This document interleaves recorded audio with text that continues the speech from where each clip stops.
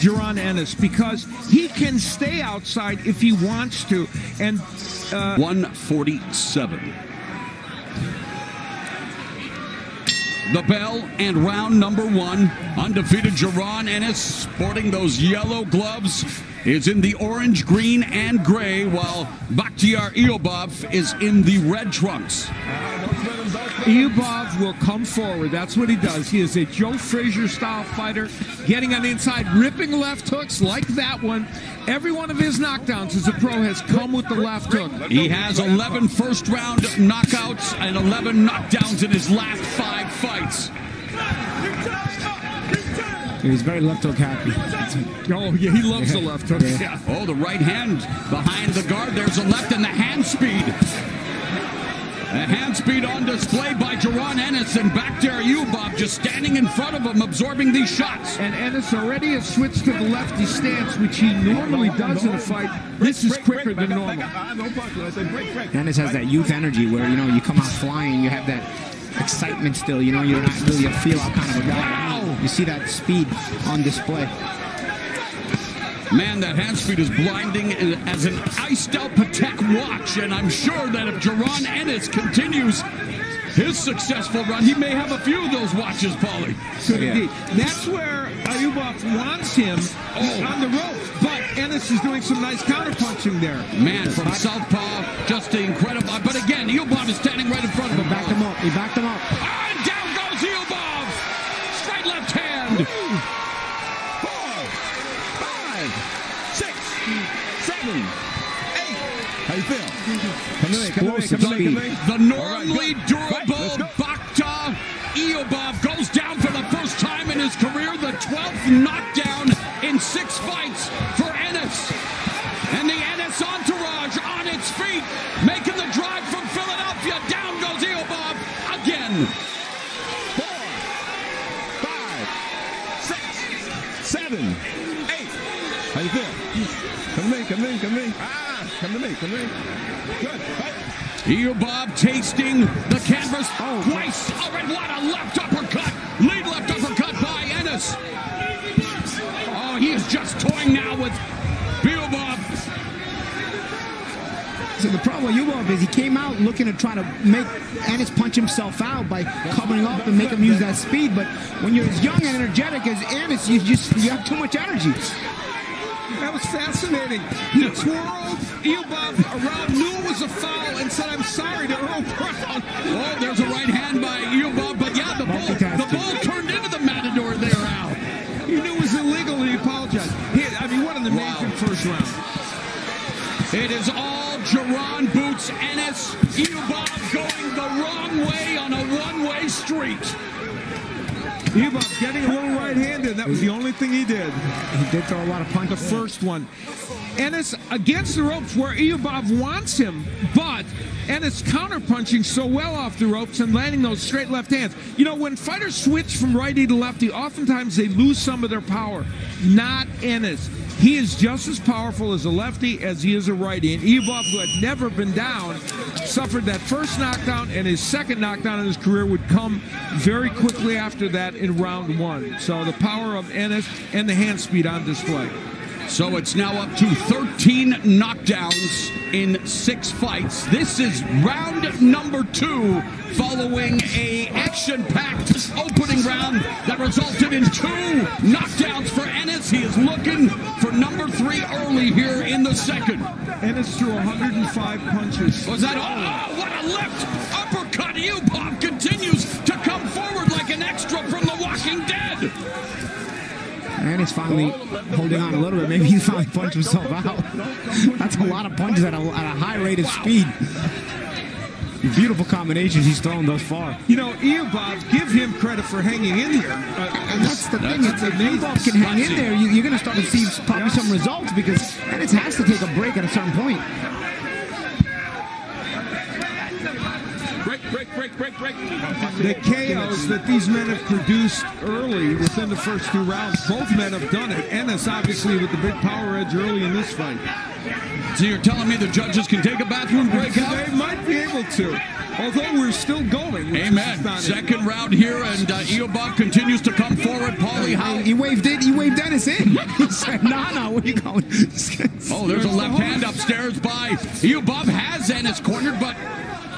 Break.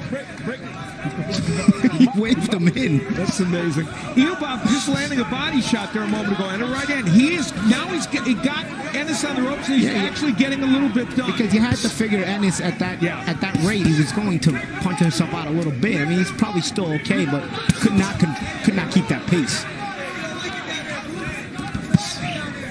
The power punches, which is everything other than a jab, clearly Ennis, and he normally lands at about 40-some%. Man, Ennis lands with the left uppercut in the right hand, and Eyubov just stays absorbent, keeps marching forward. Oh, there's hey, George Foreman's 71st birthday today. I think Eyubov just paid homage there, Al. Exactly. That Kenny Norton. That was a happy birthday. Yeah, cross-handed George Foreman. He's starting to rip some shots. Yes, he is. A comeback round to a degree, but yet Ennis able to still land the more eye-catching shots. But credit Eyubov for just continuing to bring the fight to Ennis. Oh, left hand upstairs again by Eyubov, and Eyubov and Ennis trading leather here in the second round. And if Ennis wants experience, if Ennis is looking to be at least tested to a degree, Al, he's getting it here in this round. Eyubov has cut the distance. He's fighting off his chest, and he's throwing body and head punches. So, and yet, that part's good. And yet, when Ennis wants to, Paulie, he's better. Oh. I don't know. I think the referee has to watch that foul. That's a foul. He kept Eyubov at a distance with an open glove. The referee just looked at it. So Eyubov knocked down twice in the opening round. Survives the second. Body shots by Ennis there at the end of that round. It was a fun round of boxing. From the left-handed stance, the uppercut, he'll throw this uppercut, get it in there, and that's nice just timing. A beautiful punch. Great timing. Later on, Ennis kind of using his right hand, as Paulie pointed out, in a not really a legal fashion to kind of. Yeah, there it is again. That's what you can't do. You can't hold it there like that. The referee's actually just looking at it. I mean, if that's the case, the referee has to sit in the front seat and buy a ticket. I mean, because he literally just looked at it. Yeah, that's. I mean, I don't mind guys getting away with here and there. You know, all of us fighters try to get away with Paulie it. But when it's that obvious, I mean, what's the referee in there for? Might as well put him in the front row. Third make round, him enjoy the fight. And Eyubov immediately, Al, comes forward and storms the center of the ring and trying to find a way to touch up Ennis. But you're right, Ennis is using a lot of interesting body technique. Eyubov, while he's getting whacked with these big punches, is getting his own body punches in and some right hands. I think Ennis ended the last round with some really good body shots. I think that's his best key to victory. Yes, I agree. You want to slow down Eyubov because Eyubov is got a stubborn head, so to speak. The other thing is Ennis is spending a lot more time on the ropes than I think they would like him to. He's a good counterpuncher off the ropes, but I don't think he wants to set up shop there. Eyubov will right hand over the top by Eyubov. Eyubov will give you chances to catch and shoot because there's daylight between all his punches. He doesn't punch. Wow, hand speed on display again by Ennis. And the right, that left from the southpaw, chopping, but here comes Eyubov.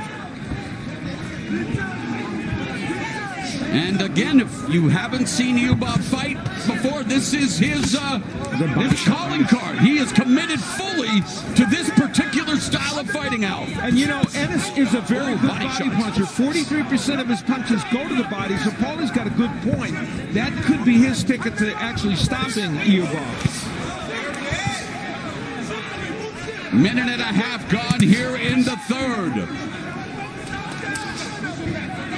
They produced KOs in the first 3 rounds also. So. Well, they're both fighting like they're looking for the knockout, especially Ennis, who again did score 2 knockdowns in the first round. Midway through the opening round, Eyubov went down from a barrage of blows, and then 15 seconds after the standing 8 count, well, he tasted the canvas again as he lands a couple of lefts. What a pace. You know, Ennis, while he's dominating in most spots in this fight, is kind of allowing Eyubov to be in this fight by not fighting at range. This is a fight where, you know, Ennis is winning the fight clearly, but it's one of those fights where you're still suffering through it, and it's one of those fights that's great for your experience, because it's a fight, if you can win this kind of fight, it tests you in a lot of ways that people can't really recognize from the outside of the ring, but it's going to make you a better fighter, even mentally as well as physically. Left hook to the body, right hand downstairs, and Jaron boots Ennis, lighting up Eyubov here in the third with 30 seconds left in the round, and Eyubov still throwing the right. Taste the man, that chin is made out of titanium, maybe vibranium. It's incredibly strong chin for Eyubov.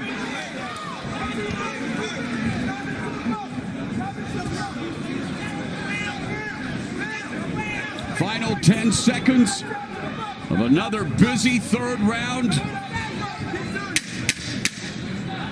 And again, and it's straight arming. Get the ref a bag of popcorn, put him in the front row. We don't need him. It's the only job.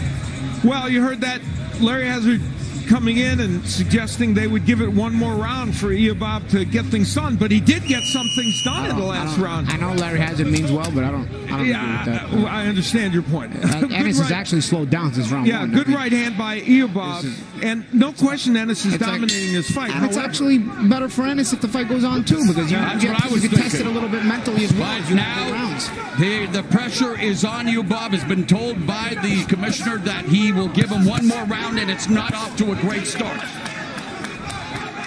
But not everything's landing cleanly either. Right. You know, and those little shots like that, they're not absolutely heavy, because they're more flurries.